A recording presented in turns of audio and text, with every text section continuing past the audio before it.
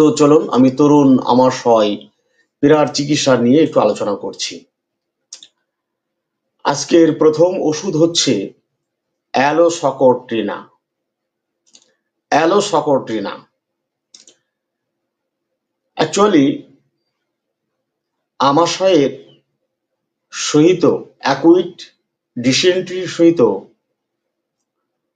অত্যন্ত সদৃশ পুরনো মেডিসিনগুলো কয়েকটি রয়েছে। অ্যাকুইট ডিসেন্ট্রিতে যে ধরনের লক্ষণগুলো প্রকাশিত হয় বা অ্যাকুইট তরুণ আমাশয়ের সাথে যে ধরনের লক্ষণগুলো উপস্থিত থাকে সেই লক্ষণগুলোর সাথে খুব অল্প সংখ্যক কয়েকটি ঔষধের সাথে অত্যন্ত মিল হয়ে যায়। সেই ঔষধগুলোকে ভালোভাবে বুঝে প্রয়োগ করতে পারলে কোনো রকম বিলম্ব ছাড়াই অতি দ্রুত আমাশয়কে চেক করে দিতে পারে, তারপরেই ধাতুগত ওষুধ প্রয়োগ করতে হবে। আমাদের আজকের আলোচনার প্রথম ওষুধ হচ্ছে অ্যালোজ বা অ্যালোসকোট্রিনা। আমাশয়ের সহিত সাদা শ্লেষ্মা নির্গত হয়, থোকা থোকা শ্লেষ্মা নির্গত হয়, পোঁটার মতো থোকা থোকা শ্লেষ্মা নির্গত হয়। মলত্যাগের বেগ এলে অপেক্ষা করতে পারে না, এটা একটা নির্দেশক লক্ষণ। বিলম্ব হলেই অসারে মল বার হয়ে আসে, বেগ আসার সঙ্গে সঙ্গে মল ত্যাগে যেতে হয়, বিন্দু মাত্র বিলম্ব করতে পারবে না। যদি মল বেগ আটকানোর চেষ্টা করেছে তো জোর করে মল বার হয়ে যাবে, জোর করে মল বার হয়ে যাবে।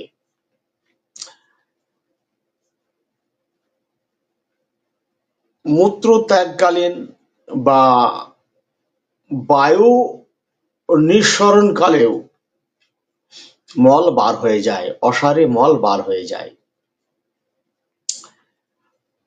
যখন হয়তো মলত্যাগের কোনো বেগ অনুভব করেনি কিন্তু মূত্রত্যাগের বেগের অনুভব করেছে এবং মূত্রত্যাগে গেছে, তো মূত্রত্যাগ করতে করতে খানিকটা এক থোকা শ্লেষ্মা বার হয়ে চলে এলো, কাপড় নষ্ট হয়ে গেল, কোনোভাবেই আটকাতে পারে না এবং অসারে মলত্যাগের জন্য অনেকবার কাপড় নষ্ট হয়। অসারে মলত্যাগের জন্য অনেকবার কাপড় নষ্ট হয়। আর এই অসারে মলত্যাগ হয়ে যাবার ভয়ে এই অ্যালোজের রোগী বাইরে বার হতে সাহস পায় না। বাইরে কোথায় গিয়ে হঠাৎ মলত্যাগের বেগ আসবে আর কাছাকাছি যদি ব্যবস্থা না থাকে তাহলে নিশ্চিত কাপড় নষ্ট হবে, এই ভয়ে সে বাইরে বার হতে পারে না। এবং মলত্যাগকালে প্রচুর বায়ু নির্গত হবার সাথে সাথে অতি উচ্চ শব্দে ফটফট ফটফট করে আওয়াজ হয়, অতি উচ্চ শব্দ করে ফটফট ফটফট করে আওয়াজ হয়। মনে হবে যেন মানে মলত্যাগকালে বসে বসে সে হাত তালি দিচ্ছে, মলত্যাগকালে বসে বসে যেন হাত তালি দিচ্ছে, এরকম ফটফট ফটফট করে আওয়াজ হবে এবং শ্লেষ্মার ন্যায় পোঁটার ন্যায় থোকা থোকা শ্লেষ্মা বার হয়ে আসে। মলত্যাগের পরে প্রচুর দুর্বল থাকে। তাহলে এর গুরুত্বপূর্ণ সিমটম কোনগুলো?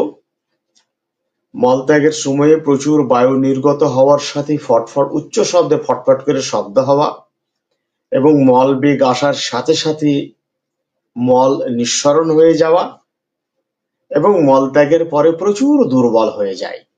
এই লক্ষণগুলো উদরময়ের সঙ্গে থাকলেও হবে এবং ডিসেন্ট্রি বা আমাশয়ের সঙ্গে থাকলেও অ্যালোসকোট্রিনা ব্যবহার করা যাবে। ওষুধ 630-200 ব্যবহার করা যায়। আমাশয় বা উদরময়ের সাথে এই ওষুধগুলো ব্যবহারের নিয়ম হচ্ছে জলে গুলে ব্যবহার করতে হবে। জলের সঙ্গে গুলে ব্যবহার করতে হবে। একবার ওষুধ তৈরি করে নিতে হবে। হাফ গ্লাস জলে বা 1 গ্লাস জলে ওষুধ মিশিয়ে নিতে হবে। চামচ দিয়ে সেইটাকে ঘেটে ঘেটে খেতে হবে। কতবার খেতে হবে? যতবার পায়খানা হবে প্রত্যেকবার মলত্যাগ করে আসার পরে একটা করে ডোজ নিতে হবে। যতবার মলত্যাগ হবে প্রত্যেকবার মলত্যাগ করে আসার পর সেটাকে 10 বার 20 বার ঘেটে 4 চামচের 2 চামচ 3 চামচ জল খেয়ে নিতে হবে। থাকলো, ঢেকে রাখতে হবে। আবার যখন মলত্যাগ হবে, মলত্যাগ করে আসার পর পুনরায় গ্লাসের জলটাকে চামচ দিয়ে খুব ভালো করে ঘেটে নিতে হবে। ঘেটে 4 চামচের 2-3 চামচ জল আবার খেতে হবে। এইভাবে করে খেতে হবে কতক্ষণ? যতক্ষণ পর্যন্ত আমাশয় চেক না হয়। এবং ভালোভাবে আরাম পেয়ে গেলে তখন মেডিসিন বন্ধ করে দিতে হবে। আর মেডিসিন খাওয়া যাবে না, বন্ধ করে দিতে হবে। আপনারা লাইভটা একটু শেয়ার করে দিন। আপনাদের নিজ নিজ টাইম লাইনে বিভিন্ন জায়গাতে হোয়াটসঅ্যাপ, মেসেঞ্জার, টেলিগ্রাম সব জায়গাতে একটু শেয়ার করে দেন। সবাই লাইভে অংশগ্রহণ করুন।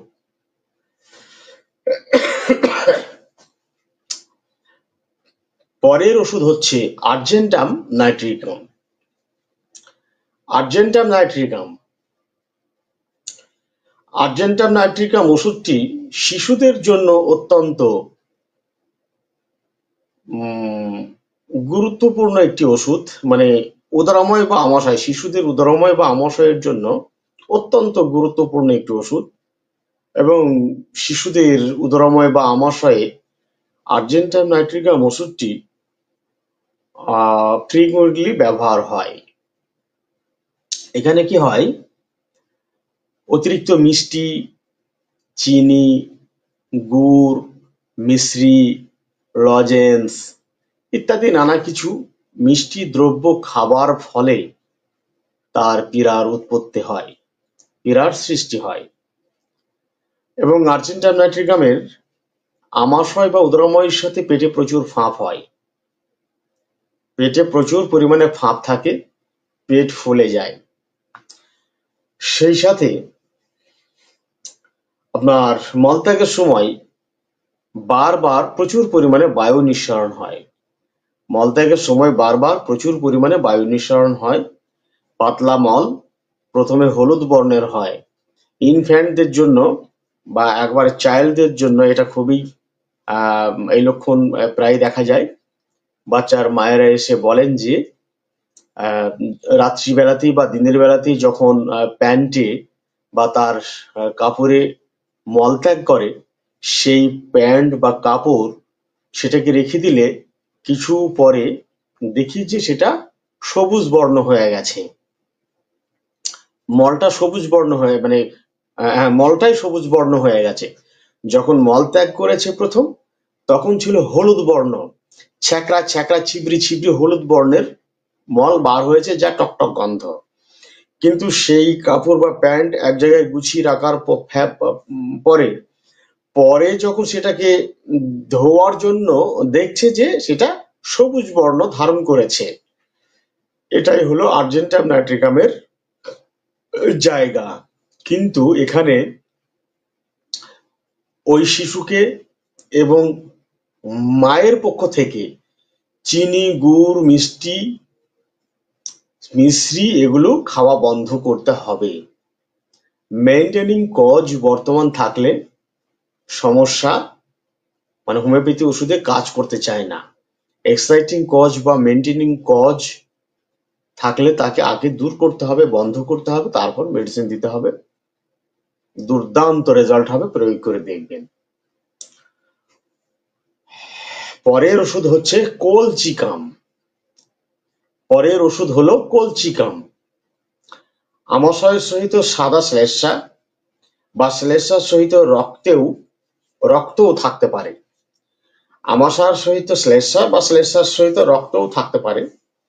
আমাশয়ের সহিত পাতলা মলও থাকতে পারে। মলত্যাগের সময় ও পেটে শুলানি যন্ত্রণা এবং অত্যন্ত কোঁথানি থাকে। মলত্যাগের সময় পেটে শুলানি, যেহেতু পেটে প্রচুর পরিমাণে ফাঁপ থাকে, মানে পেট ফুলে থাকে, ঢাইঢোক, আর্জেন্টা ম্যাট্রিকাম, ম্যাকগার, এদের পেট অনেক বেশি ফুলে থাকে, রিউম, এদের পেট অনেক বেশি ফুলে থাকে। তা কলসি কামড় পেট ফেপে ঢপ ঢপ ঢপ ঢপ করে আওয়াজ হয়, এরকম ফেপে থাকে। সেই ফাঁপার সঙ্গে যেহেতু পেট ভীষণভাবে ফেপে থাকে, ফেপে থাকার জন্য ওদের পেটে যন্ত্রণা করে। আর পেটের মধ্যে শ্লেষ্মা থাকলে ওই শ্লেষ্মাতেই আপনার ফার্মেন্টেশন হয়ে আহ, প্রচুর পরিমাণে বাতাস তৈরি করে পেটের মধ্যে, এবং মাঝে মাঝে শব্দ করে অধবায়ু নিঃসরণ করে, ঢেকুরও তোলে। তো বাচ্চারা তো ঢেকুর খুব একটা তুলতে পারে না, অধবায়ু নিঃসরণটা বেশি করে। বড়রা ঢেকুর টেকুর তুলতে পারে এবং অধবায়ু নিঃসরণ করতে পারে। তো মলত্যাগের সঙ্গে বায়ু নিঃসরণ হয়, এবং মলত্যাগ ছাড়া অন্য সময় পেটে যন্ত্রণা করে, ভীষণ যন্ত্রণা করে। আমাশা বা শ্লেষ্মা পেটে থাকলে অনেক বেশি যন্ত্রণা হয়, তো তার যন্ত্রণা করে। তারপরে কি হচ্ছে, মলত্যাগের সময় অত্যন্ত কোঁথানি থাকে। মলত্যাগের সময় অত্যন্ত কোঁথানি থাকে, মলত্যাগের সময়ে অত্যন্ত কোঁথানি থাকে। কিন্তু মলত্যাগের অল্প কিছুক্ষণ পরে কোঁথানি যন্ত্রণা কমে যায়। যখন মলত্যাগ করছি তার আগে পেটে আমরা যেটাকে বিষানে বলি, যে পেট বিষিয়ে ওঠে, প্রচুর বিষাচ্ছে, এবং মলত্যাগের বেগ আসছে, মলত্যাগ করতে যাচ্ছে, তখন বায়ু সরবে, পায়খানা হবে, প্রচুর কোঁথানি থাকে। কিন্তু মলত্যাগ করার পরেও সাথে সাথে তার বিষানি যন্ত্রণাটা থাকে। তো অনেকক্ষণ বসে থাকতে হয়, বসে থাকার পরে উঠে চলে আসলো, আর মল বার হচ্ছে না, ফলে উঠে চলে আসলো, এলে আস্তে আস্তে ওই বিষানি বা শুলানি যন্ত্রণা চলে যায়। এর সাথে অত্যন্ত গুরুত্বপূর্ণ যে লক্ষণ তা হচ্ছে এই পেট ফাঁপার সঙ্গে আমাশা, আমাশার সাথে পেটে যন্ত্রণা, সেই সাথে প্রস্রাবের পরিমাণ কমে যাওয়া, এটা মাথায় রাখতে হবে। আমাশা, পেটে প্রচুর ফাঁপ, ঢাই ঢোল হয়ে ফুলে যায়, সেই সঙ্গে আপনার প্রস্রাবের পরিমাণ কমে যায়, প্রস্রাবের পরিমাণ অনেক কমে যায়, খুব কষ্ট পায়, রুগীরা খুব কষ্ট পায়, অনেক বেশি কষ্ট পায়, অনেক বেশি কষ্ট পায়। এই রুগীরা খাদ্যের গন্ধ সহ্য করতে পারে না, এই রুগীরা খাবারের গন্ধ সহ্য করতে পারে না, তরকারির গন্ধ সহ্য করতে পারে না, বমি বমি ভাব আসে।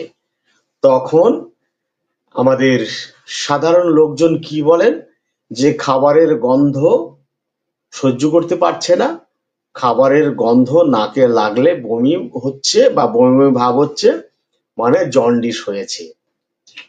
এইসব কথাবার্তা সব বলেন যে জন্ডিস হয়েছে, একে এখন জন্ডিসের চিকিৎসা দিতে হবে, এইরকম বলে থাকেন। ফলে কিছু গাছগাছরা, টোটকা ইত্যাদি নানান রকমের ওষুধ খেতে থাকে। কিন্তু যেখানে যে কোনো সমস্যার সাথে যদি পেটে প্রচুর ফাঁপ এবং পেটে প্রচুর ফাঁপের সঙ্গে আমাশা থাকে, পেটে যন্ত্রণা করে ফাঁপ হওয়ার জন্য, এবং প্রস্রাবের পরিমাণ কমে আসে, এটার সাথে যদি আপনার খাবারের গন্ধে বমি বমি ভাব আসে, খাবারের গন্ধ নাকে সহ্য হয় না, তরকারির গন্ধ, বিশেষ করে মাছ মাংস ডিম, এদের গন্ধ তো একদমই সহ্য হয় না, এগুলোর সহিত যদি আপনার বাতের ব্যথা থাকে, সাইটিকে ব্যথা থাকে, একবার প্রয়োগ করে দেখবেন। মানসিক লক্ষণগুলো আমি বললাম না এখানে, এগুলোর সঙ্গে কিছু মানসিক লক্ষণ অত্যন্ত স্পষ্ট ভাবে থাকে। তো যেহেতু তরুণ আমাশয়ের সঙ্গে আলোচনা করছি, তো আমি রোগের সাথে প্রয়োগ প্রদর্শক যে লক্ষণগুলো আলোচনা করছি, এইগুলো থাকবেই থাকবে, রোগীর সাথে থাকবেই থাকবে। তো সেই লক্ষণগুলোর সাথে এই ওষুধগুলো, নির্দিষ্ট ওষুধগুলো ব্যবহার করে দেখবেন, 100% রেজাল্ট আসবে, কোনো রকম ভুল হবে না, কোনো রকম ভুল হবে না। আচ্ছা,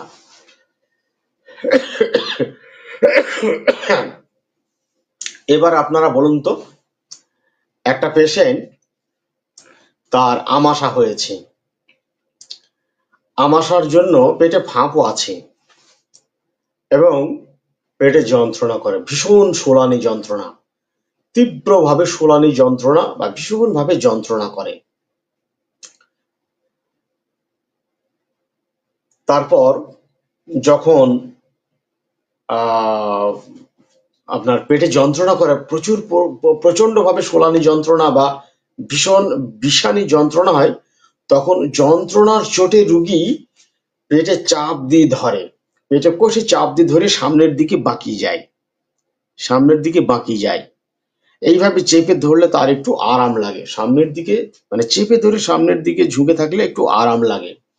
মলত্যাগের সময় অতিরিক্ত কোঁথানি থাকে এবং প্রচন্ড বেগ থাকে। যেহেতু আমাশা আছে, আমাশার একটি কমন সিমটম হচ্ছে প্রচন্ড বেগ এবং কোঁথানি। তো এই প্রচন্ড কোঁথানি এবং প্রচন্ড বেগ, প্রচন্ড কোঁথায়, মলত্যাগের সময় প্রচন্ড কোঁথায় এবং প্রচন্ড বেগ আসে, সে কোঁত দেয়, বেগ আসে, কোঁত দেয়, সঙ্গে পেটে খুব যন্ত্রণা থাকে, সামনে চাপ দিলে অবনত হয়ে চাপ দিলে আরাম লাগে বা এমনি জোরে চাপ দিলেও আরাম লাগে। এই এবং মল ত্যাগের পরে কোঁথানি কমে যায়, এটা একটা গুরুত্বপূর্ণ সিমটম কোনো কোনো মেডিসিনের জন্য। মলত্যাগের সময় প্রচন্ড বেগ, প্রচন্ড কোঁথানি থাকে এবং কিছু মেডিসিন আছে যাদের মলত্যাগের পরেও সে বেগ এবং কোঁথানি যেতে চায় না, বা বেগ এবং কোঁথানি চলে গেলেও শোলানি যন্ত্রণা যেতে চায় না, শোলানি যন্ত্রণা থেকে যায়।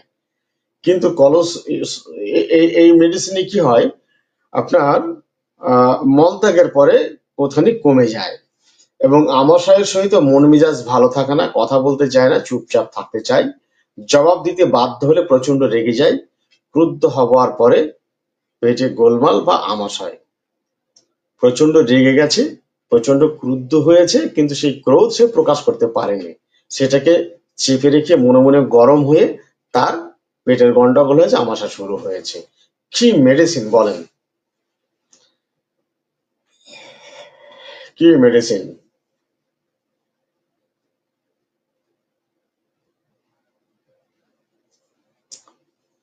ডাক্তার সাব্বির আহমেদ বলেছেন, স্যার আমার বাথরুম প্রতিদিন হয় না, 3-4 দিন পরে হয়। তো আপনার পায়খানা শক্ত না নরম হয় দেখতে হবে, আপনার পায়খানা শক্ত না নরম হয় সেটা দেখতে হবে, পায়খানার সাথে আনুষঙ্গিক কি কি সমস্যা আছে সেগুলো দেখতে হবে, আপনার মন মানসিকতা কেমন রয়েছে। আমি নিশ্চিত আপনি এটা পুরাতন হিসাবে ভোগ করে আসছেন, তরুণ ভাবে নয়, এটা পুরাতন হিসাবে ভোগ করে আসছেন। এই জন্য আপনাকে আমি এখন যে আলোচনা করছি, এই রকম আলোচনা মোতাবেক ঔষধ নির্বাচন করা সম্ভব হবে না। আপনার জন্য ওষুধ নির্বাচন করতে হবে ধাতুগতভাবে, সেখানে আপনার মন মানসিকতা, আচার ব্যবহার, চাল চলন, আপনার প্রতিক্রিয়া, এই নানান কিছুর সাথে আপনার আরো কিছু বিষয় রয়েছে, সেইগুলো সম্বন্ধে পুঙ্খানুপুঙ্খভাবে জানতে হবে, তারপর সম্ভব হবে আপনার ওষুধ দেওয়া। Thank you. যারা কলসিন বলেছেন সঠিক উত্তর দিয়েছেন, যারা কলসিন বলেছেন সঠিক উত্তর দিয়েছেন। কেসটি কলসিন। কিছু মেডিসিন আছে আমাশয়ের সাথে মলত্যাগের সময় কোঁথানি থাকে, বেগ থাকে, যন্ত্রণা থাকে। মলত্যাগের পর তার বেগ কোঁথানি, মানে মলত্যাগের বেগ থাকে, কোঁথানিটা চলে যায়, কিন্তু বেগ থাকে। বেগ বলতে কি না, একটা মল মানে পায়খানা হবে এই রকমের একটা অনুভূতি, পায়খানা হবে মনে হচ্ছে এখন হবে, ঝিরো হলো না, এরকম একটা অনুভূতি থাকে, সাথে পেটে যন্ত্রণা থাকে কিছু মেডিসিনের। আর কিছু মেডিসিনের আছে মল ত্যাগকালে এবং মল ত্যাগের আগে পেটে যন্ত্রণা থাকে, মল ত্যাগকালে পেটের যন্ত্রণা এবং কোঁথানি থাকে, মল ত্যাগের পরে তার কোঁথানি এবং যন্ত্রণা কিছুই থাকে না, ভীষণ আরাম লাগে। এগুলো হচ্ছে নির্দেশক লক্ষণ। এইগুলোকে দেখার প্রয়োজন হয় তরুণ আমাশয়ের জন্য। এবার একটি ওষুধ আমি বলি, ওষুধের চিত্র বলছি। একটি বাচ্চা, তার পেটে প্রচুর ফাঁপ, আপনার কলচিকামে যেমন বললাম, আসলে আমাশা হলে বা পেটে শ্লেষ্মা থাকলে, আমাশা হলে, সে তরুণ হোক আর পুরাতনই হোক, আমাশার সমস্যা যদি থাকে তাহলে পেটে প্রচুর ফাঁপ তৈরি হবে, প্রচুর গ্যাস তৈরি হবে, প্রচুর ফাঁপ এবং গ্যাস পেটে তৈরি হবে। সেই গ্যাস হয় উপর নিচ দিয়ে বার হয়ে যায়, না হলে অবরুদ্ধ থাকে, ফলে কষ্ট হয়, যন্ত্রণা হয়, এগুলো হতে থাকে। তো এখন যে মেডিসিনের কথা বলছি, এই পেশেন্টের পেটে প্রচুর ফাঁপ হয়, সাধ্য মতো পেট ফেঁপে যায়, ঢপ ঢপ ঢপ ঢপ করে বাজে, এবং এর পায়খানা সাধারণত পাতলা হয়, পায়খানা পাতলা এবং জলের মতো, কিন্তু খুব টক টক গন্ধ, রং হচ্ছে সবুজ, এবং মলের উপরে কলাইয়ের খোসার ন্যায় ক্ষুদ্র ক্ষুদ্র ছিবড়ি ছিবড়ি দানা ভাসতে থাকে, দানা ভাসতে থাকে। তো এই রকম সমস্যার সাথে এই বাচ্চা দুর্বল হয়ে পড়ে, বাচ্চা দুর্বল হয়ে পড়ে, মন মরা থাকে, বিরক্ত থাকে, কিন্তু খুব বেশি ঘ্যান ঘ্যান করে না, দুধ একদমই সহ্য করতে পারে না, দুধ খেলেই তার পেটের সমস্যা বেড়ে যাবে, এবং মলে প্রচুর টক গন্ধ, সারা শরীরেও টক গন্ধ, মলের রং সবুজ, পাতলা জলের মতো মল, সেই মলের সাথে সাদা শ্লেষ্মাও থাকে, লালানি লালানি শ্লেষ্মা থাকে, এবং কলাইয়ের খোসার মতো ক্ষুদ্র ক্ষুদ্র দানা ওই পাতলা মলের উপরে ভাসতে থাকে। পেটে যন্ত্রণা করে, পেটে যন্ত্রণা করে, বাচ্চা একটু ঘ্যান ঘ্যান করে কান্না করে, কিন্তু কোলে নিলে, একটু আদর করলে বাচ্চা অনেকটা ভালো থাকে, খেতে দিলেও বাচ্চা অনেকটা ভালো থাকে, কিন্তু খেলে আবার পেটে যন্ত্রণা হয় এবং টক গন্ধ, মল সবুজ। বাচ্চার মধ্যে যে ঘ্যান ঘ্যানানি থাকে সেটা হচ্ছে একটা বিরক্তপূর্ণ ভাব, কিন্তু চিৎকার করে কান্নাকাটি করে পাড়া শুদ্ধ একাকার করে দেওয়া, বা ধাত্রীকে বা মাতাকে বিরক্ত করে দেওয়া, তাকে মারতে হবে, এতটা পর্যন্ত বিরক্ত সে হয় না, অল্প মাত্রায় বিরক্ত থাকে। একদম সঠিক মেডিসিন বলেছেন, সঠিক সঠিক মেডিসিন, এটা ম্যাকগার, এটা ম্যাকগার, একদম ম্যাকগার।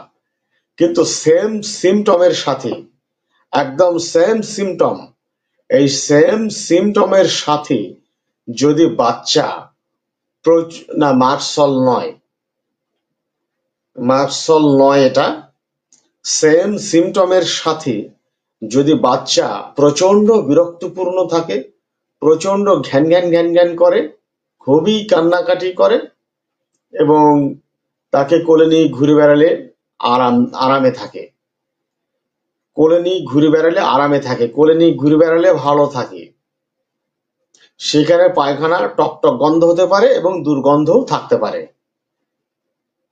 এখানে ম্যাকগার্বের জন্য শুধু টকটক গন্ধ পায়খানাটাই নির্দিষ্ট, কিন্তু আমি যার কথা বলছি সেখানে টকও থাকতে পারে এবং আপনার দুর্গন্ধ থাকতে পারে, কিন্তু তার মানসিক অবস্থাটা থাকে অত্যন্ত বিরক্তপূর্ণ, প্রচন্ড খিটখিটে, প্রচন্ড ঘ্যান ঘ্যানিপূর্ণ, মানে উচ্চ উচ্চ স্তরের ঘ্যান ঘ্যানিপূর্ণ, বিরক্তকর, ঘ্যান ঘ্যান ঘ্যান ঘ্যান করে, কান্নাকাটি করে বাচ্চা।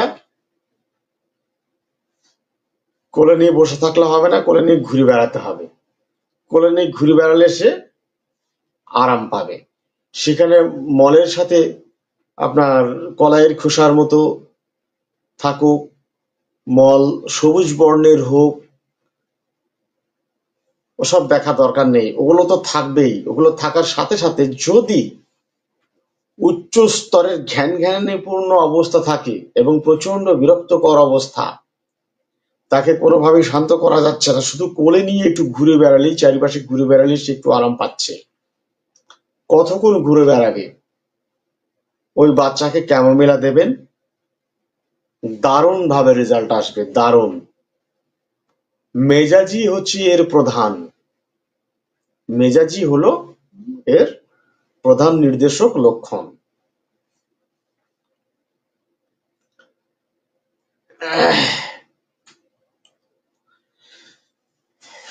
ঠিক, একদম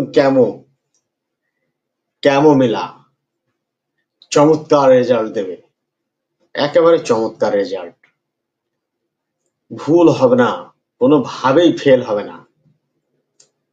এবার একটি ওষুধের কথা বলছি, যে ওষুধে বাচ্চাদেরই সাধারণত বেশি দেখা যায়, ওষুধের লক্ষণগুলো বাচ্চাদেরই ক্ষেত্রেই সব থেকে বেশি বেশি দেখা যায়। তাদের পেটে প্রচুর ফাঁপ, একবারই বলেছি, যাদের পেটে আমাশয় বা শ্লেষ্মা থাকে তাদের পেটে প্রচুর ফাঁপ হয়। তো পেটে প্রচুর ফাঁপ, এবং ফাঁপ হলে পেট সাধ্যমতো ফুলে যায়, ফলে নারীর ভিতরে চাপ সৃষ্টি করলে যন্ত্রণা হয়, শুল বেদনা হয়।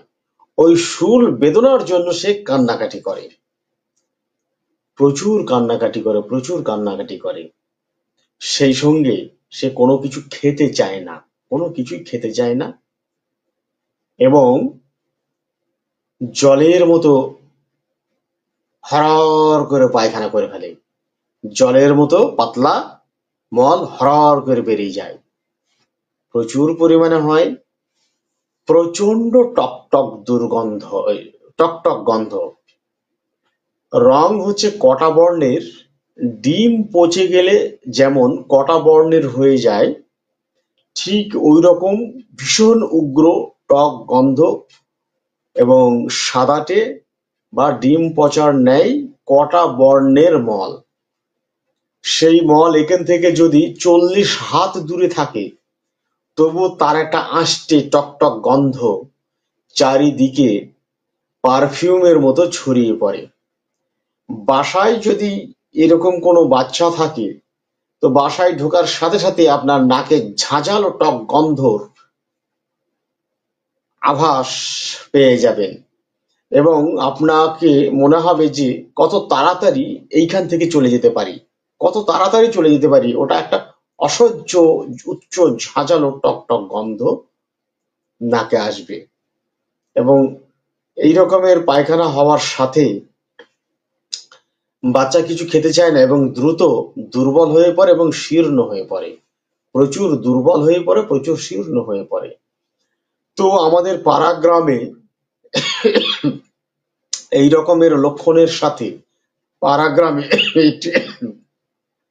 কথা বলতে শোনা যায়, তা হচ্ছে ওদের নাকি দোষের ভাব হয়, ওদের অথবা মায়েদের নাকি দোষের ভাব হয়, বাতাস লাগে, নজর লাগে, ইত্যাদি নানা কারণে তাদের এই সমস্যা হয়েছে। আর এই বাচ্চাদের ক্ষেত্রে সাধারণত যেটা না, পডোফাইলাম নয়, এটা পডোফাইলামের দুর্গন্ধ, পচাটে দুর্গন্ধ, পডোফাইলামে হচ্ছে পচাটে দুর্গন্ধ, এটা হলো রিউম। আর রিউমে হচ্ছে টক গন্ধ, রিউমে কখনোই পচা গন্ধ আসবে না, কখনোই কোনোভাবে কোনো মতেই পচা গন্ধ রিউমে আসবে না। রিউমে অবশ্যই অত্যন্ত তীব্র টক গন্ধ, মানে যত মেডিসিন রয়েছে, প্রত্যেকটা মেডিসিন থেকে সবার চেয়ে অতি তীব্র টক গন্ধ হচ্ছে রিউম। রিউমে অতি উচ্চ টক গন্ধের সঙ্গে মলের বর্ণ থাকবে অবশ্যই সাদাটে বা কটা বর্ণ, অবশ্যই সাদাটে বা কটা বর্ণ। এই বাচ্চাদের ক্ষেত্রে যা প্রধানত কারণ হিসাবে দেখা যায় তা হচ্ছে মায়ের স্তন্যদুগ্ধ বৃদ্ধি পায়, মায়ের স্তন্যদুগ্ধ বৃদ্ধি পায়। মাকে জিজ্ঞাসা করলে পরে জানতে পারবেন যে মায়ের স্তনটা ফুলে গেছে, অনেক বড় মোটা হয়ে গেছে, এবং স্তন্যদুগ্ধ অনেক বেশি পরিমাণে হয়ে গেছে, যা পাতলা হয়ে গেছে, এবং জলের মতন হয়ে গেছে, সেটা আপনা থেকেই টপ টপ টপ টপ করে পড়ে যাচ্ছে, আপনা থেকেই টপ টপ টপ টপ করে পড়ে যাচ্ছে। তো ওই দুগ্ধ পান করার পরে বাচ্চা অসুস্থ হয়, বাচ্চা অসুস্থ হয়। আপনি রিউম দেবেন 100% নয়, 1000%। নিশ্চিত ভাবে কাজ দেবেই দেবে, দেবেই দেবে। আমার হাতে কোনোদিন ফেল হয় না। আমার এগুলো মানে পরীক্ষালব্ধ অভিজ্ঞতা, এবং মেডিয়ামেডিকাতে এগুলোই বলা আছে। এই জন্য তরুণ পীড়ার জন্য আমাদের খুব একটা সমস্যা হয় না। তরুণ পীড়াতে আমাদের হোমিওপ্যাথি একেবারে মানে কি বলবো, এর মতো ধারালো অস্ত্র আর কোনো কিছুতে হয় না। তরুণ পীড়াতে তরুণ পীড়াতে লক্ষণগুলো থাকে অত্যন্ত স্পষ্ট, সেখানে স্পষ্টভাবে লক্ষণগুলো পাওয়া যায়। কিন্তু পুরাতন পীড়াতে তার মানসিকতার বিভিন্ন দিক খুঁটি খুঁটি দেখে একটা অ্যাসিমিলেশনে মিল করানো অত্যন্ত জটিল ব্যাপার। এই কাজটা করতে না পারলে পুরাতন রোগ সারবে না। কিন্তু তরুণ রোগের ক্ষেত্রে সিমটমগুলো অত্যন্ত স্পষ্ট থাকায় অনেক সুবিধা হয়, যার জন্য এগুলো দ্রুত সিলেকশন করা যায় এবং দ্রুত রেজাল্ট পাওয়া যায়। পুরাতন রোগের ক্ষেত্রে একটা সমস্যা আছে। আমার গুরু ডাক্তার হুমায়ুন কবির আমাকে বলেছিলেন, আমাকে এরকম ভাবে বলেছিলেন, উনি হচ্ছেন আমার প্রাইমারি স্কুলের টিচার। ক্লাস 1 থেকে ক্লাস 4 চতুর্থ শ্রেণী পর্যন্ত উনি ছিলেন আমার প্রাইমারি স্কুলের টিচার এবং হোমিওপ্যাথি লাইনেও আমার গুরু। তিনি আমাকে বলেছিলেন, আলতাফ, তুই যত ভালো ডাক্তারই হোস না কেন, তুই যত বড় হোমিওপ্যাথি ডাক্তারই হোস না কেন, রুগীরা তোকে চিকিৎসা করার সুযোগ দেবে না। রুগীরা তোকে হোমিওপ্যাথি চিকিৎসা করার সুযোগ দেবে না। তো আমি তখন জিজ্ঞাসা করেছিলাম যে এটা আবার কি ধরনের কথা, কেন সুযোগ দেবে না? তো আমাকে বলেছিলেন, বাস্তবটা বুঝে নিবি। আর ব্যাখ্যা করে কিছু বলেননি। তো এখন সেটা দেখি, পুরাতন রোগের চিকিৎসা করা কত মানে ঝটকা ঝামেলা। একদম পুরাতন রোগের চিকিৎসা করতে গিয়ে কি হয়, রুগীর হয়তো দুদিন দেরি হলো, ব্যথা যন্ত্রণা করছে, অনেক কষ্ট পাচ্ছে, অনেক ব্যথা, অনেক যন্ত্রণা, ওষুধ দেওয়া হলো, অনেক দিন থেকে ভুগছে, ওষুধ দেওয়া হলো, দুদিন দেরি হচ্ছে সারতে, কমতে। কেন সারছে না, কেন কমলো না? একটুও তো কমা দরকার।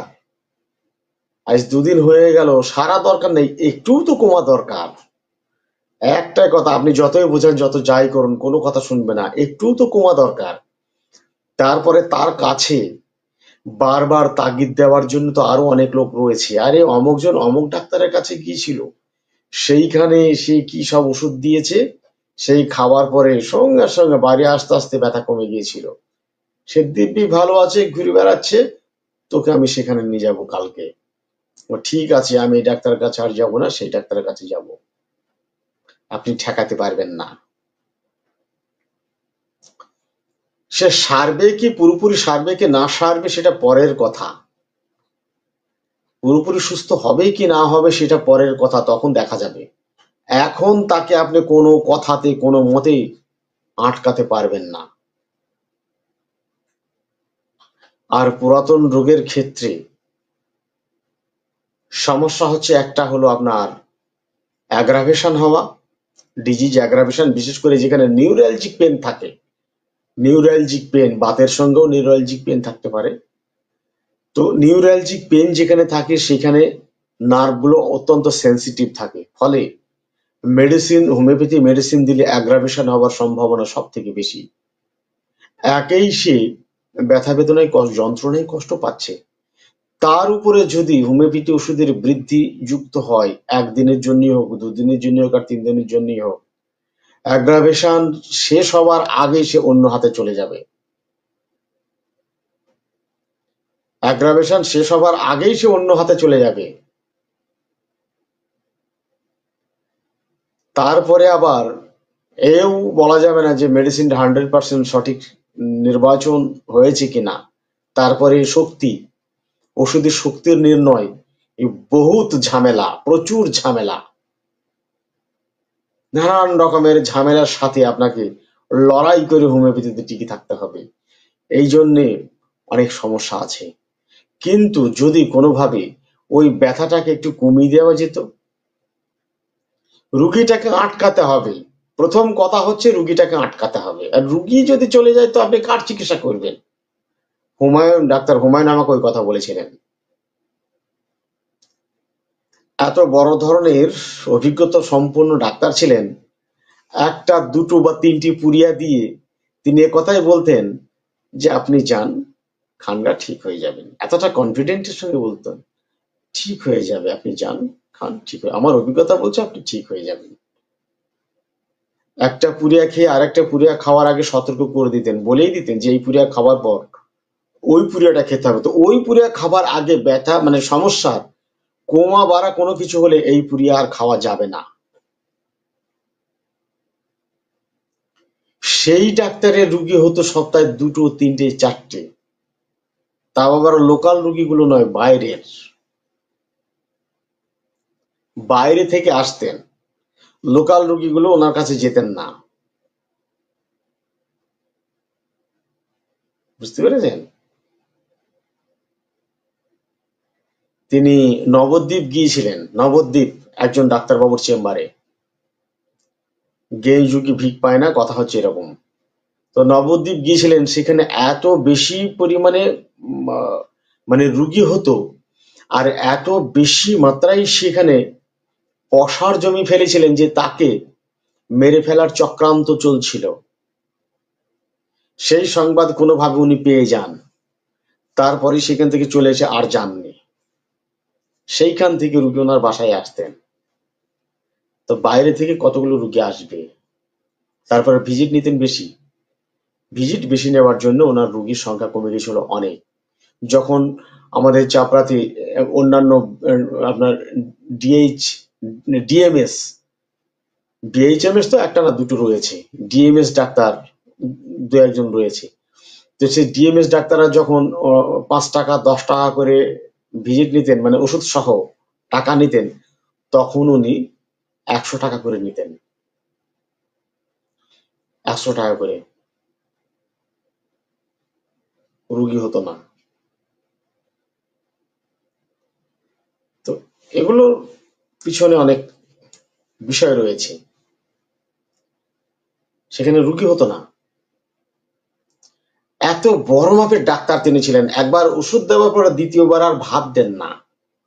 আর দ্বিতীয়বার যদি তাকে ভাবতে হতো, তাহলে যে কি কঠিন ভাবে তিনি ভাবতেন এবং অধ্যবসায়ী ছিলেন, তা না দেখলে বলা যায় না, বোঝা যায় না। আমার মনে আছে, ঢাকা থেকে একবার একটা পেশেন্ট এসেছিলেন।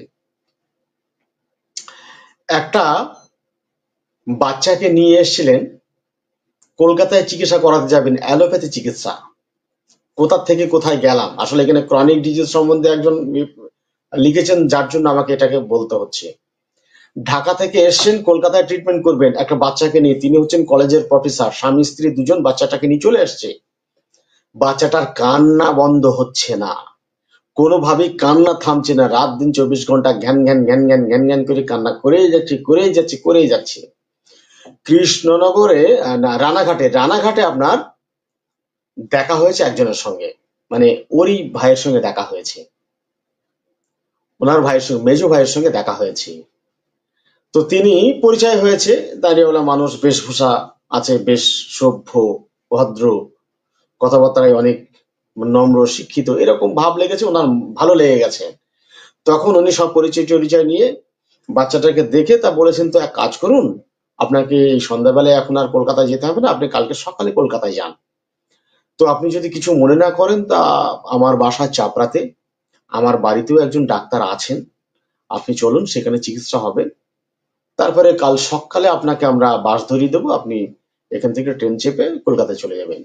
না হলে এখন কলকাতায় গেলে আপনার বলা তো যায় না, সমস্যা হতে পারে, থাকার সমস্যা হতে পারে, না কিছু। তো আপনি যদি আমার বাসায় যান, কোনো সমস্যা হবে না।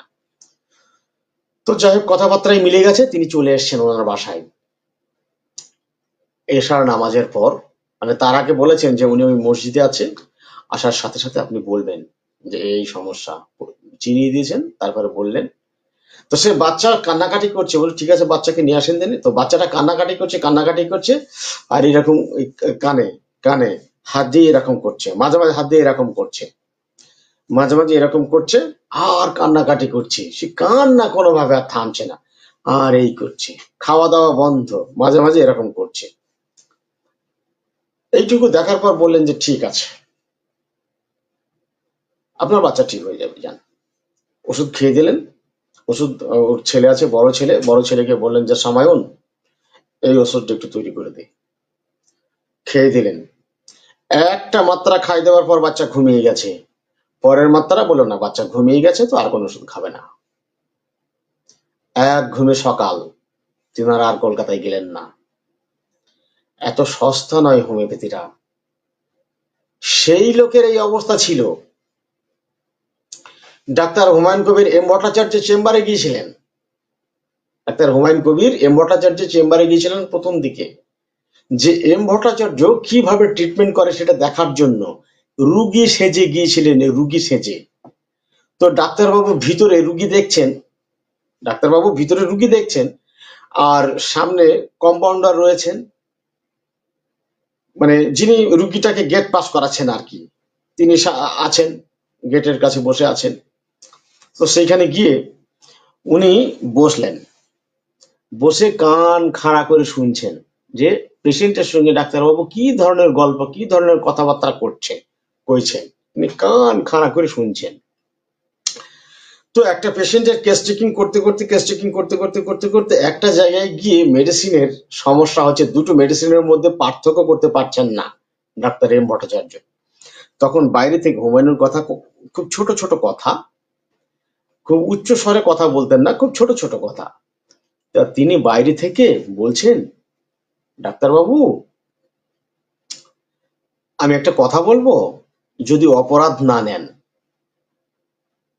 তা বলছে বলুন। বলছে আপনার কেস টেকিং আমি অনেকক্ষণ থেকে শুনছি, তো আমার মনে হচ্ছে না। আমি বলছি ওই পেশেন্টটাকে আপনি গ্রাফাইটিস আর ক্যালকিরিয়া কার্ভ এই দুটোর মধ্যে সমস্যা তৈরি হয়েছে, আপনি ওনাকে গ্রাফাইটিস দেবেন না, ক্যালকিরিয়া কার্ভ দেবেন। ক্যালকিরিয়া কার্ভ 200 2 মাত্রা দিয়ে ওনাকে ফিরিয়ে দেন, 15 দিন পর আসতে বলুন। তখন ল্যান্ড ফোনের চলাচল ছিল, ল্যান্ড ফোন। তো একদিন হঠাৎ করে ল্যান্ড ফোনে রিং চলে এসছে, ওপার থেকে কথা আসছে, ডাক্তার হুমায়ুন বাবু আপনার পেশেন্ট এখন অনেক ভালো আছে, আপনার পেশেন্ট এখন অনেক ভালো আছে। এই তরুণ পীড়ার চিকিৎসার বিষয়গুলো ওনার কাছ থেকে আমার শেখা। এই জন্য এই তরুণ পীড়ার জায়গাতে মশা মারতে কামান দাগার দরকার নেই। যারা জানেন চিকিৎসা করতে এগুলো, তারা পেশেন্টের একটা অবস্থা দেখলে একটা মোমেন্ট বুঝে যাবেন যে এর কি মেডিসিন লাগবে। কিন্তু পুরাতন রোগের ক্ষেত্রে সেটা সম্ভব হয় না, আরো বিস্তারিত একটু জানা দরকার হয়। তো ওই বাচ্চাটার ক্ষেত্রে পেশেন্টকে দেওয়া হয়েছিল সরিনাম, একবারে 10 ml সরিনাম দেওয়া হয়েছিল, 10 ml। আমি জিজ্ঞাসা করেছিলাম যে সরিনামটা কি করে হলো। সরিনামে প্রচন্ড দুর্গন্ধ থাকে, প্রচন্ড দুর্গন্ধ, প্রচন্ড শীত কাতর, শীতকালে বৃদ্ধি, উদরময়, তাতে দুর্গন্ধ, প্রচন্ড ক্ষুধা, খেতে না পেলে তার শরীর আরো দুর্বল হয়ে পড়ে। তো কিছুই শুনলেন না, কিছুই না, কি করে সরিনাম হলো। তা উনি বললেন ওই যে মেজাজটা, এই মেজাজের সঙ্গে বারবার কানে এরকম করছে, মানে কি, কানে ওর যন্ত্রণা নেই, কানে চুলকানি আছে, কানে চুলকানি আছে, এই জন্য মাঝে মাঝে কানে চুলকাচ্ছে। আর ওই চুলকানি বাচ্চাটাকে প্রচন্ড ভাবে ইরিটেট করছে, কিন্তু ও তো ভিতরে চুলকাতে পারছে না, ও বলতেও পারছে না, প্রচন্ড ইরিটেট হচ্ছে, ওই জন্য ও কান্নাকাটি করছে, ওর অন্য কোনো সমস্যা নেই। সরিনাম, এক ঘুমে সকাল। এত সোজা জিনিস নয়, অতি সংক্ষেপে ব্যাপার।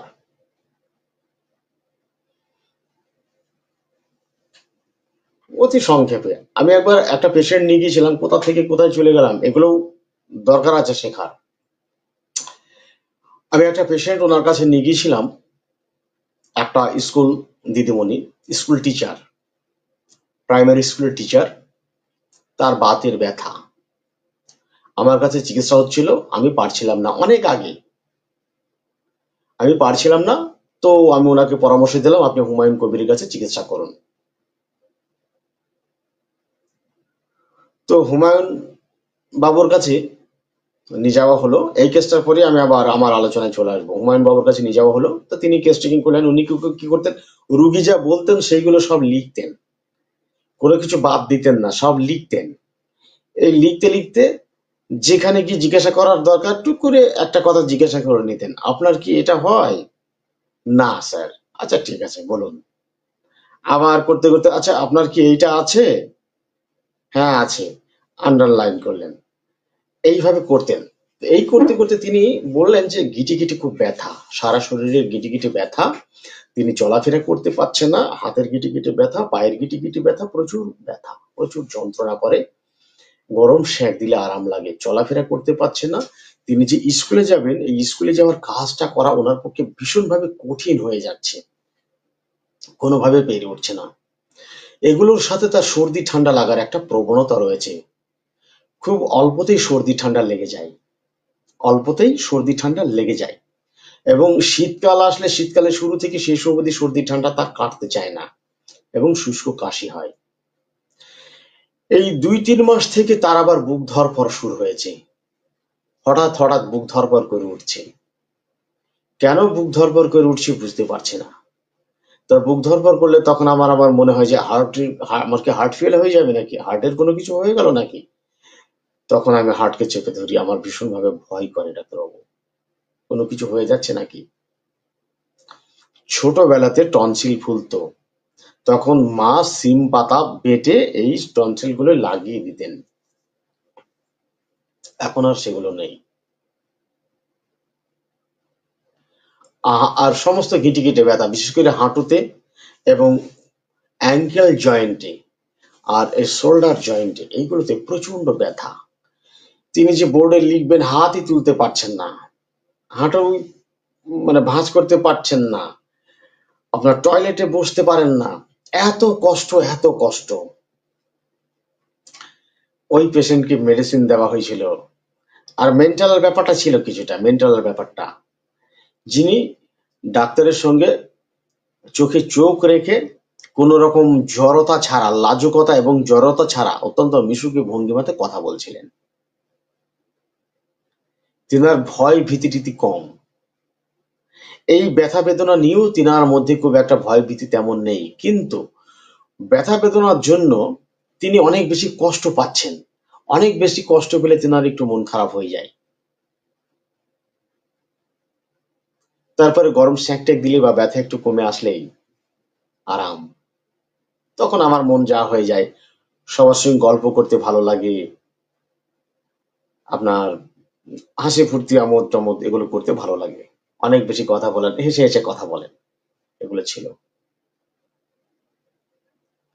কি মেডিসিন বলেন তো, কি মেডিসিন মনে হচ্ছে? কি দুর্দান্ত প্রেসক্রিপশন। লাইভটিকে একটু শেয়ার করে দেন, লাইভটিকে অবশ্যই একটু শেয়ার করে দেন। কি মেডিসিন?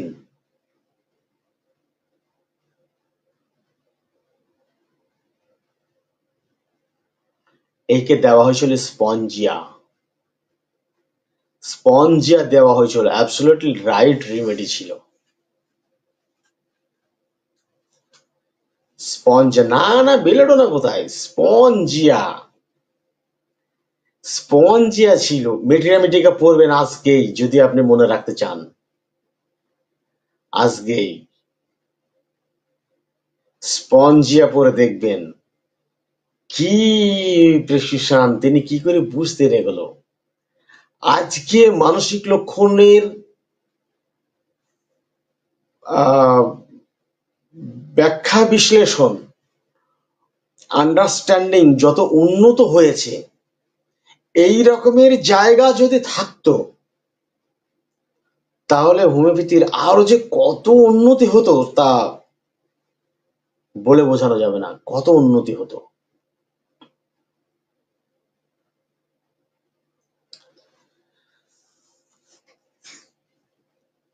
সেই ভদ্রলোক আমাকে বলেছিলেন যে রুগীরা তোকে হোমিওপ্যাথি চিকিৎসা করতে দেবে না, অ্যাগ্রাভেশন সহ্য করবে না, দুদিনের মধ্যে রেজাল্ট না হলে সহ্য করবে না, বেশি দেরি হলে সহ্য করবে না, নানান সমস্যা। এই নানান সমস্যার মধ্যে দিয়ে চলতে হবে একজন হোমিওপ্যাথি চিকিৎসককে, কঠিন ব্যাপার। তা চলুন, এগুলো জানার দরকার আছে, এই সমস্ত গল্পগুলোও শোনার দরকার আছে। এগুলো হচ্ছে অনুপ্রেরণা। তিনি ডাক্তার কাঞ্জিলালের চেম্বারের নিয়োগকৃত ডাক্তার ছিলেন। কত বড় মাপের ডাক্তার ছিলেন না জানলে বলা যাবে না তিনি। এবং তিনি শুধু হাব ভাবে বড় ডাক্তার ছিলেন না, প্রকৃতপক্ষে হোমিওপ্যাথিক ডাক্তার ছিলেন, প্রকৃতপক্ষে হোমিওপ্যাথিক ভালো ডাক্তার ছিলেন।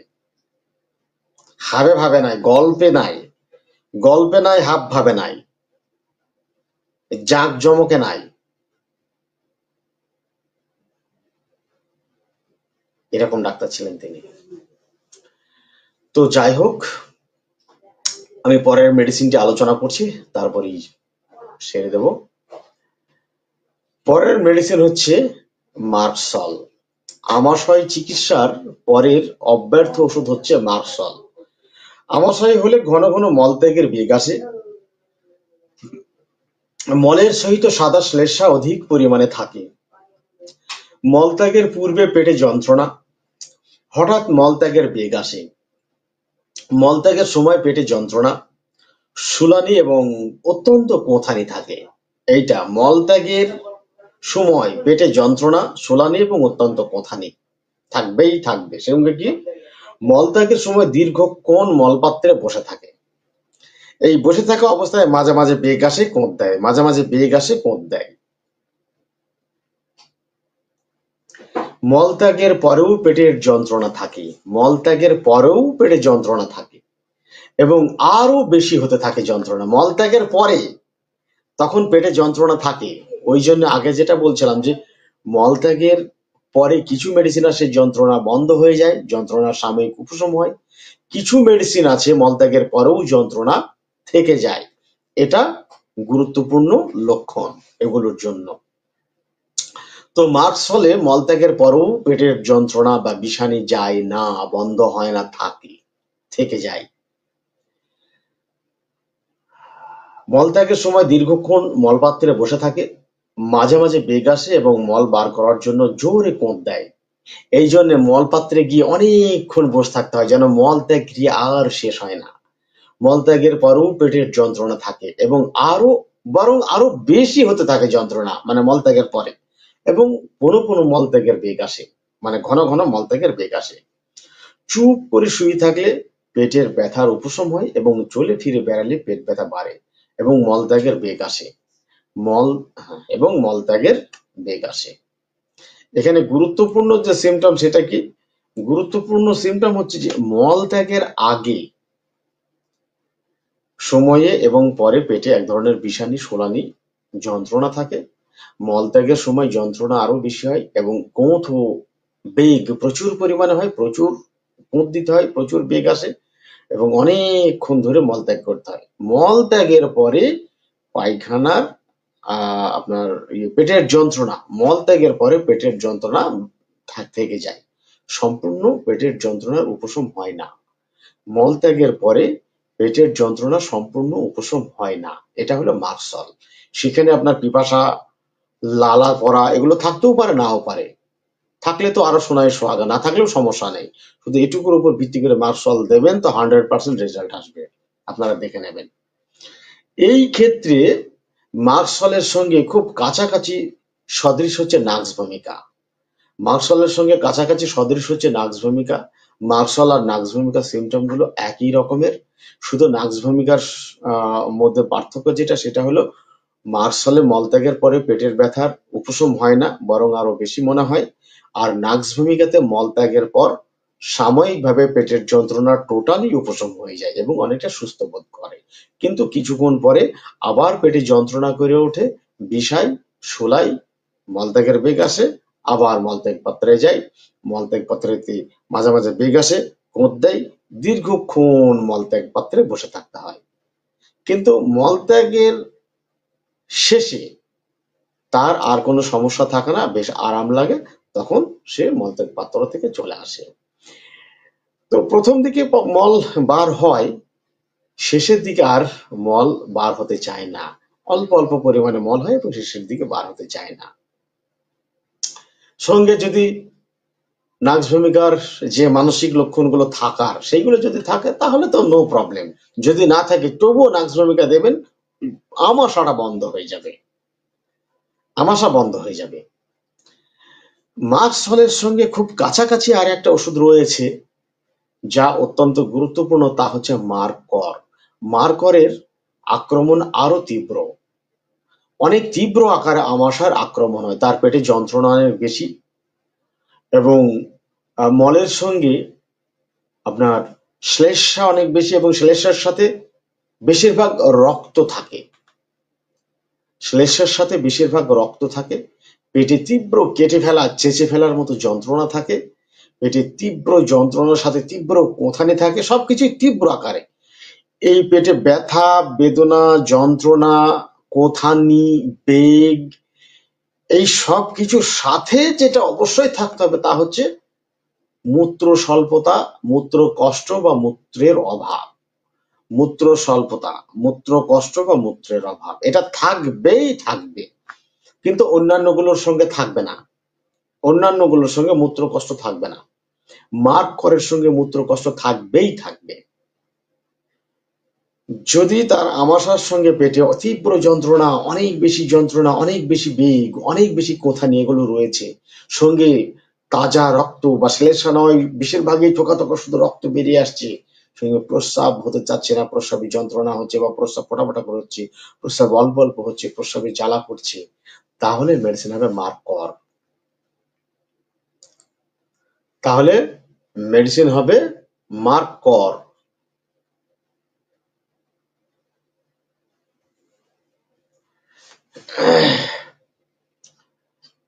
তো আজকে এতটুকুই থাক আলোচনা, অনেক বেশি লম্বা চওড়া ভিডিও না করাই ভালো, এতটুকুই থাক। আজকের আলোচনা এই পর্যন্তই থাক। আপনাদের আমাশয় রুগী যদিও এখন সেইভাবে পাওয়া যায় না, তথাপি আমাশয় রুগী যদি কখনো পেয়ে যান তো দেখবেন এই আমি যা আলোচনা করে দিলাম বেশিরভাগ আমাশয়ের জন্য বেশিরভাগ রুগীগুলো আপনারা এখানেই পেয়ে যাবেন, এর মধ্যেই পেয়ে যাবেন। বেশির অধিকাংশ আপনার প্রায় 80% আমাশয়ের রুগী এই মেডিসিন কোটার মধ্যে কভার হয়ে যাবে। হ্যাঁ, মার্ক করেরটা বললাম লাস্টে, মার্ক করের লক্ষণটা বলে দিয়েছি।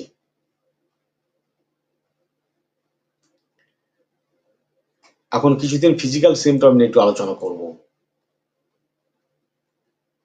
মেন্টাল সিমটম গুলো এখন থাক, যা আলোচনা করে দেওয়া হয়েছে মেন্টাল সিমটমের উপরে প্রচুর আলোচনা করে দেওয়া হয়েছে, প্রচুর। ও বেশিরভাগ মেডিসিন গুলোর মানসিক লক্ষণগুলো সব ডাক্তারের প্রায় জানা হয়ে গেছে, সবই প্রায় জানা হয়ে গেছে। এখন ফিজিক্যাল সিমটম গুলোর সঙ্গে মানসিক লক্ষণগুলো যদি মিলাতে পারে তাহলে তো সোনায় সোহাগা।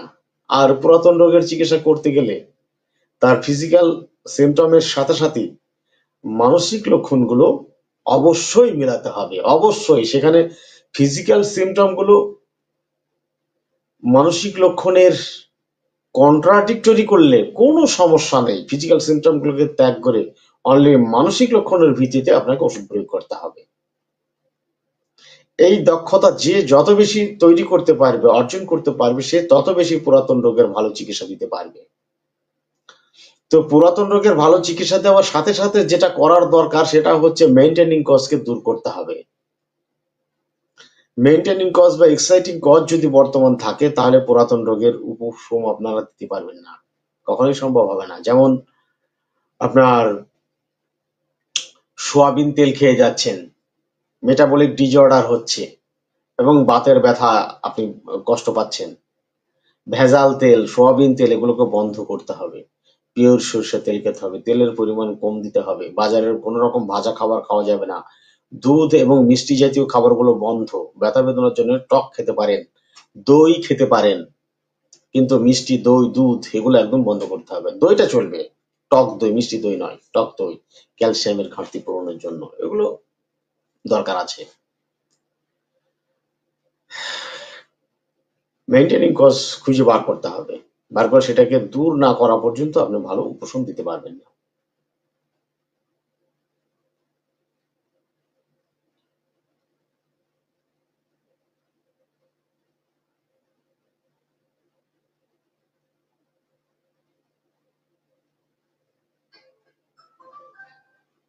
পায়খানা যদি মাছের ডিমের কষের মতন হয়, মাছের ডিমের কষের মতো হয়, রং যদি সবুজ হালকা সবুজ হালকা কালো হয়, গন্ধ কেমন আছে? মলে গন্ধ কি আছে, কেমন আছে বলেন, কে বলতে পারবেন এই মেডিসিনটা? মলে গন্ধ কেমন আছে? কত বয়সের বাচ্চা এটা? বলেন, এই লক্ষণের ভিত্তিতে মেডিসিন কে বলতে পারবেন?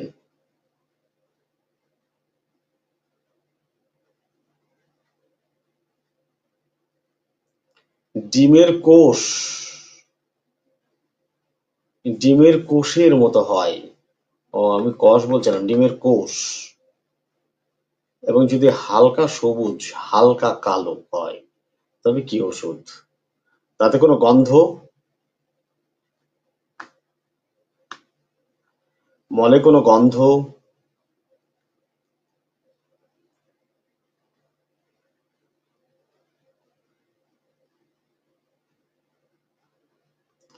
তো চলুন, অনেক দেরি হয়ে যাচ্ছে, ভিডিও অনেক লম্বা হয়ে যাচ্ছে। শুধু এতটুকুর উপর আমি কোনো মেডিসিন বলতে পারছি না। যদি আপনার জানা থাকে তো আপনি অবশ্যই জানিয়ে দেবেন। এতটুকুর উপরে আমি কোনো বৈশিষ্ট্য পাচ্ছি না, এতটুকুর উপরে আমি কোনো নির্দেশক বৈশিষ্ট্য পাচ্ছি না, যার জন্য আমি বলতে পারছি না।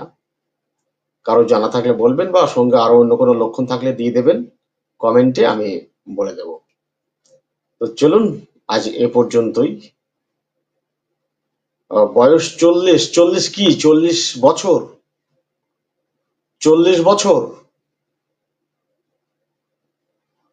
গন্ধ পচা, বয়স 40, 40 কি বছর?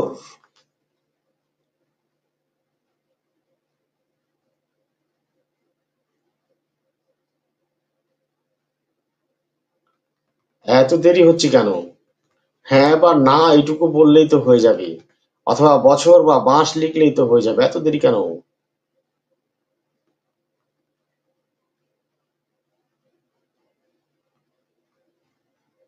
হ্যালো?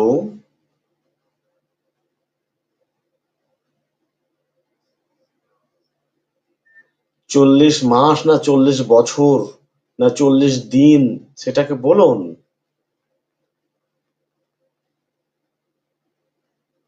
কিছু বুঝলাম না তো, ঠিক আছে চলুন, মাস না বছর না দিন বুঝলাম না। চলুন, ভিডিও অনেক লম্বা হয়ে যাচ্ছে, আপনি কমেন্টে লিখে রাখুন, তারপর আপনি আপনার কমেন্টে আমি জবাব দিয়ে দেবো। আজ এ পর্যন্ত থাকলো ভিডিওটি। অ্যাম্বিশন অফ হোমিওপ্যাথি ইউটিউব চ্যানেলে আপলোড করা হবে। আপনারা পরবর্তীতে দেখতে চাইলে এটা অ্যাম্বিশন অফ হোমিওপ্যাথি ইউটিউব চ্যানেলে সার্চ করে সেখান থেকে দেখে নিতে পারেন। এবং আপনারা অবশ্যই অ্যাম্বিশন অফ হোমিওপ্যাথি ইউটিউব চ্যানেলের সাথে থেকে লাইক কমেন্ট এবং শেয়ার করে অবশ্যই সহযোগিতা করবেন।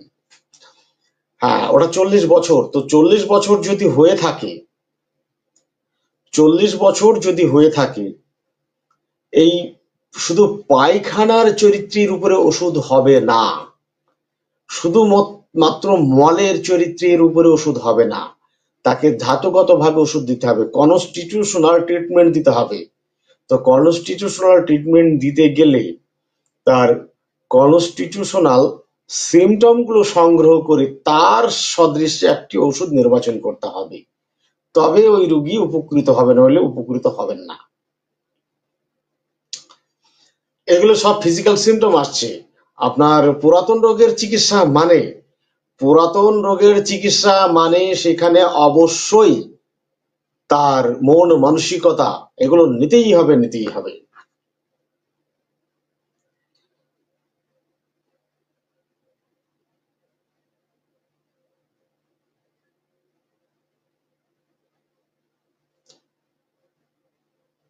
স্ক্যাবিস সম্পর্কে একটু আলোচনা করার জন্য অনুরোধ করা হচ্ছে। ঠিক আছে, তা চলুন, গুড নাইট, সবাই ভালো থাকবেন।